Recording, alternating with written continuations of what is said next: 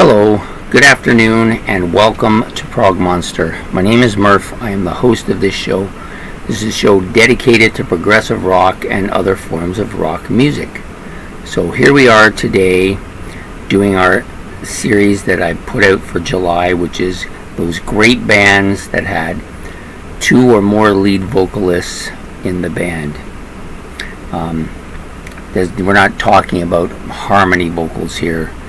We're talking about bands that actually had lead vocalists. They sang at the same time in the band. They did lead parts individually. Some of these bands have two like that. Some have three. Some have as many as five. We will get to one particular band like that later in this series. However, and I wanted to include bands that both vocalists had some substantial lead parts on the critical part of their discography or of their music. Like some bands I liked a lot at one period of time and not so much later, or the other way around. But pretty much the bands I've chosen have those two lead vocalists that make the band that much better. You know, I'm not talking about those bands like Black Sabbath who had a vocalist, then another vocalist, and then a third vocalist, but they only had the one guy at a time. I'm also not talking about bands.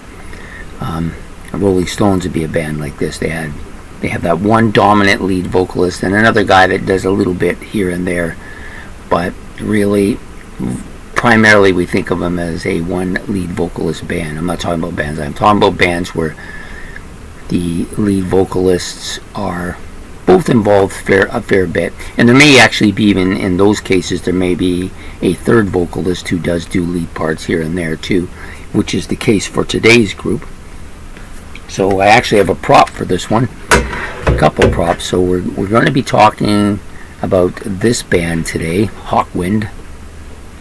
This is the Hall of the Mountain Grill, the other album that I like quite a bit. Warrior on the Edge of Time, if I can get it there. Yeah, that's such a great album cover, eh?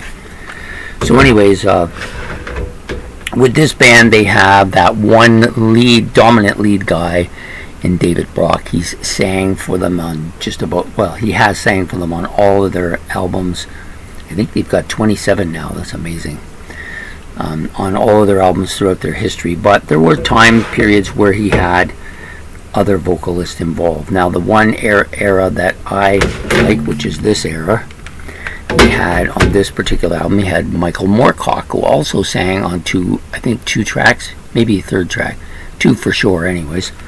And then on this one you had Lemmy Kilmister, who also did some lead vocals as well.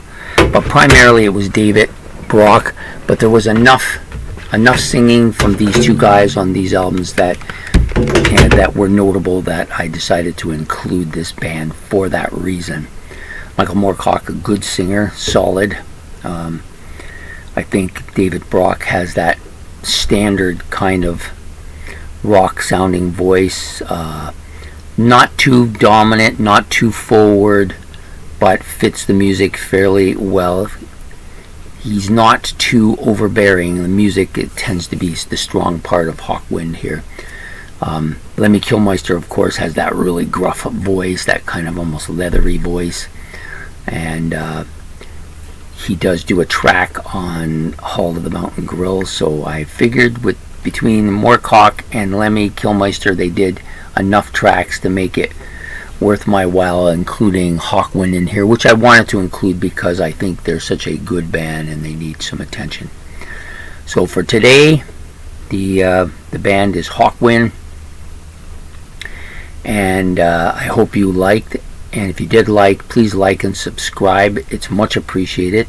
Leave any comments about the band that you want or what your choice would be for today in the comment section below, and we'll be back again tomorrow on day 24 with another band.